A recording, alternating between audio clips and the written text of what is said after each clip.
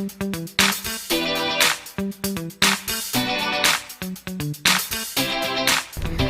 Nina Lover, Assalamualaikum. Saya pengen tahu nih dalam rangka memperingati Hari Santri Nasional. Pengen tahu lebih dalam deh tentang santri-santri. Kan sekarang banyak nih santri milenial. Terus kita bicara tentang pondok pesantren yang sekarang kan masih banyak lah. Dan anak-anak muda loh sekarang ini. Yuk kita gali yuk sama-sama. Assalamualaikum, Gus Farhan nih, pengen tahu nih, ya kan? Kan Hari Santri Nasional ya. Betul, ini Ibu. Kita pengen tahu nih biar anak-anak muda sekarang ini kan sensitif ya.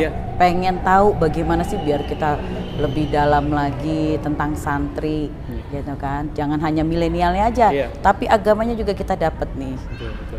Boleh dong jelasin? Iya, jadi untuk Hari Santri Nasional ini sebenarnya dari 2015 Bu. Dulu adalah dari kakeknya Gus Dur, yaitu Mbak Wahid Hasim. Iya. Dari zaman dulu sudah direncanakan adanya Hari Santri Nasional, tapi alhamdulillah di 2015 Hari Santri Nasional ini menjadi ditanggalkan di Indonesia.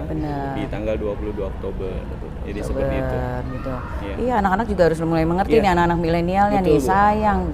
Karena kan nanti kan entrepreneur ya, anak-anak milenial, terus berkembangnya juga kita dijauhkan lah dari hal-hal yang istilahnya negatif ya, gitu nggak sih? Iya, betul. Jadi sebenarnya gini Bu, untuk santri itu adalah tidak hanya melulu di pondok pesantren.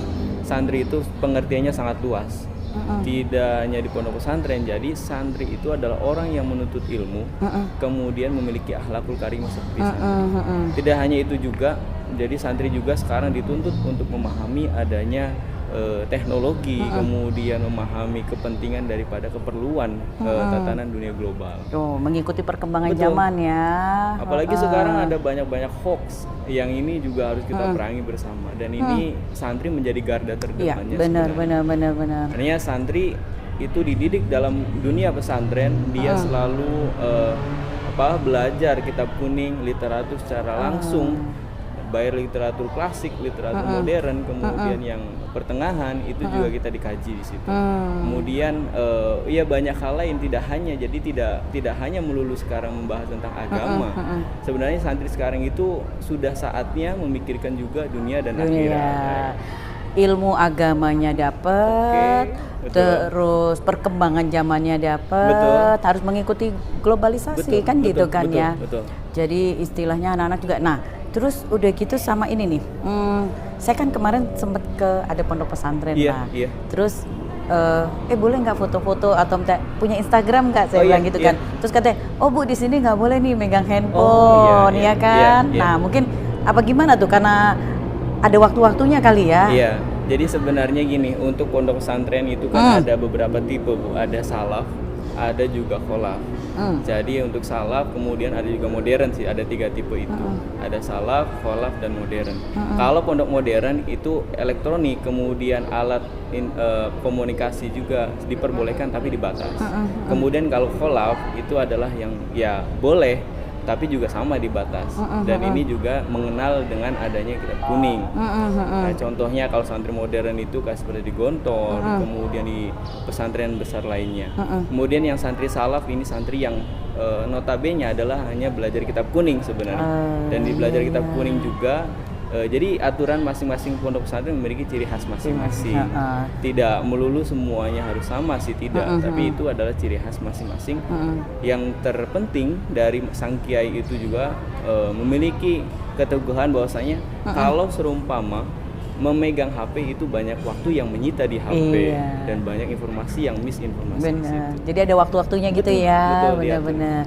Nah ini harapan untuk milenial lah, santri milenial apa nih untuk pemerintah, terus untuk nanti kita nih kaum muda juga, saya kaum muda, yang muda yang ini, coba gimana tuh? Iya, jadi ucapan terima kasih saya mewakili daripada santri milenial di Indramayu, yaitu yang pertama kami harapannya ada beberapa hal. antara lain adalah Pondok Pesantren di Indramayu, Bu. Ya alhamdulillah 2018 kemarin memang sudah diketok palu adanya undang-undang. Tapi ini juga perlu ada perhatian khusus di sini. Bahwasanya pondok pesantren tidak melulu hanya diperhatikan dari guru ngajinya saja, tapi di dalamnya ada 4 komponen. Ada santri, ada kiainya, ada asrama, kemudian ada juga musola. Dan 4 komponen ini juga sama, Bu. Ini adalah titipan daripada warga negara sebenarnya. Benar. Ya pengen kita adalah memiliki keadilan yang sama. Tidak hanya melulu siapa saja, kemudian kita juga memiliki visi yang besar yaitu mencetak generasi Islami. Dan ini juga selaras dengan semuanya, Ibu sebenarnya. Betul. 99 program prioritas. Sudah baca ya mungkin ya. Nah itu diaminkan. Amin. Mudah-mudahan semuanya kita bisa sinergi. Apalagi saya tuh pengen banget ya anak-anak muda ini.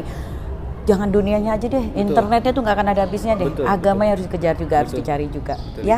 Makasih banyak. Ya, saya berdoa semoga Allah mengamanahkan kepada Ibu supaya nanti menjadi kepala daerah di Indramayu ini menjadi amanah berkeadilan dan sesuai dengan visi yang utama. Kemudian jangan lupa pondok pesantren, Bu, karena di dalamnya juga warga Indonesia, warga Indramayu khususnya, apalagi di daerah Indramayu.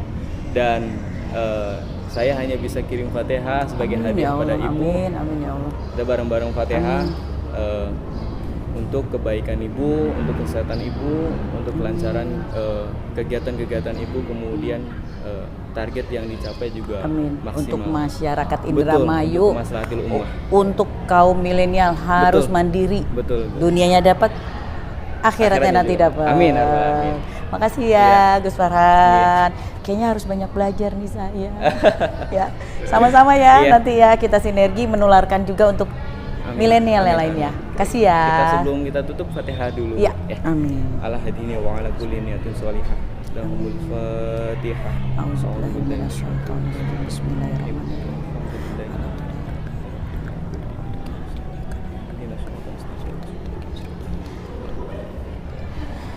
Amin ya Allah. Amin. Terima kasih banyak. Saya terima kasih banyak ya Gus. Selalu semangat untuk kaum milenial. Ya, makasih. Assalamualaikum. Alhamdulillah dapat berkahnya kita semuanya kaum milenial tuh. Jangan hanya dunianya aja, akhiratnya juga kita sebagai tabungan kita. Itu semuanya untuk apa ya? Makanan kita, tubuh kita juga. Bahwa ilmu harus didapat juga, ilmu akhirat juga, dunia juga. Jadi milenial yang hebat ya kali ya, mengikuti perkembangannya. Assalamualaikum, sampai ketemu lagi.